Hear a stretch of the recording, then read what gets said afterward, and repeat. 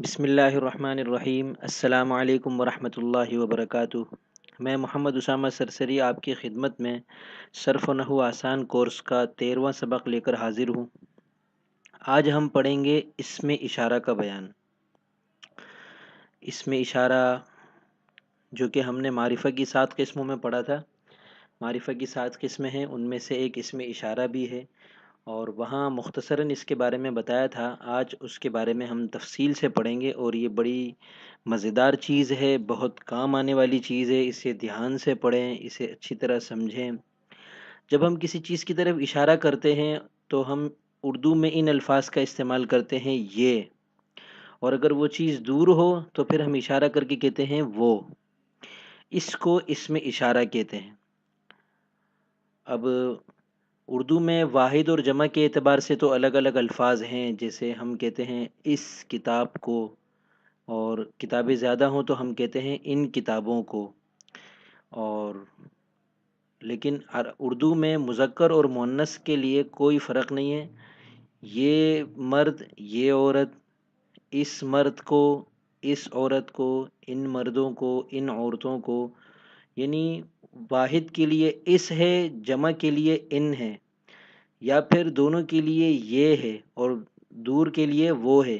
مذکر اور مؤنث کے اعتبار سے اردو میں کوئی فرق نہیں ہے۔ اب آتے ہیں اس کی عربی کی طرف۔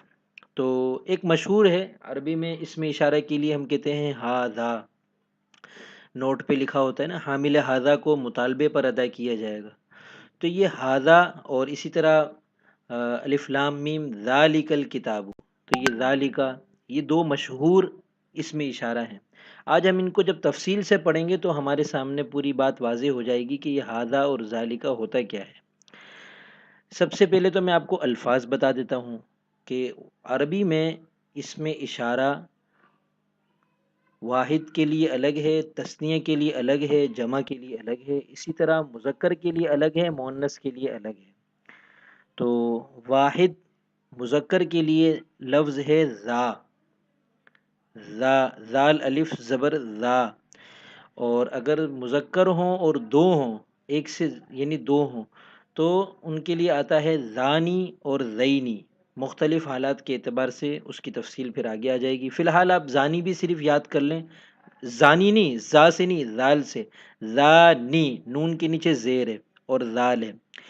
اور واحد مؤنث کے لیے آتا ہے ذہی، زال زیر زی اور ہا یا زیر ہی، ذہی۔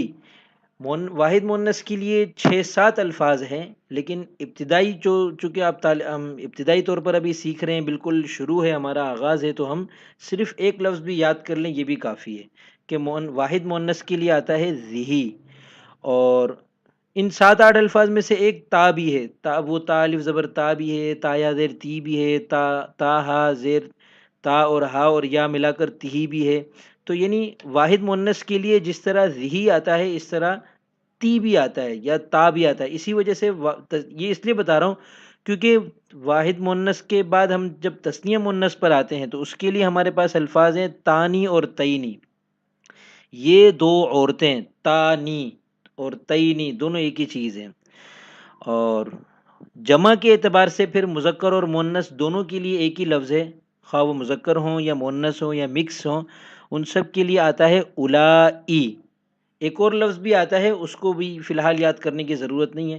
تو میں نے کتنے الفاظ بتائے اب تک؟ ذا واحد مذکر کے لیے، ذانی اور ذینی تثنیہ مذکر کے لیے، اور تی اور ذہی واحد مؤنث کے لیے، اور تانی اور تئینی تثنیہ مؤنث کے لیے، اور الائی دونوں کی جمع کے لیے، مذکر کی جمع کے لیے بھی الائی اور مؤنث کی جمع کے لیے بھی الائی آتا ہے۔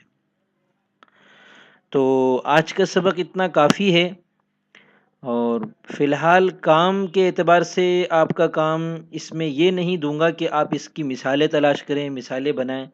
بس کام آپ کا یہ ہے کہ آج کے سبق کو اچھی طرح سمجھ کر ان الفاظ کو یاد کر لیں، اور دوسرے نمبر پر جو اب تک ہم نے پڑھا ہے ان اسباق کو ایک ایک مرتبہ دوبارہ اچھی طرح سے ذہن نشین کر لیں، ان کو پڑھ لیں، ان کو سن لیں، ان کو کسی کو سنا لیں، ان کی مثالوں میں ایک دفعہ اور غور کر لیں۔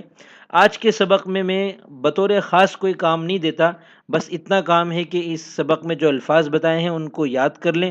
انشاءاللہ ہم کل کا جو سبق پڑھیں گے اس میں اشارہ کے اعتبار سے اس میں تفصیل آئے گی۔ آپ کے ذہن میں یہ سوال لازمی طور پر پیدا ہو گیا ہوگا کہ شروع میں ہاذا اور ذالکا بتایا، اور جو الفاظ بتائیں اس میں نہ ہاذا ہے نہ ذالکا ہے، تو یہ ہاذا اور ذالکا کیسے بنا، یہ انشاءاللہ ہم اگلے سبق میں بتائیں گے۔ والسلام۔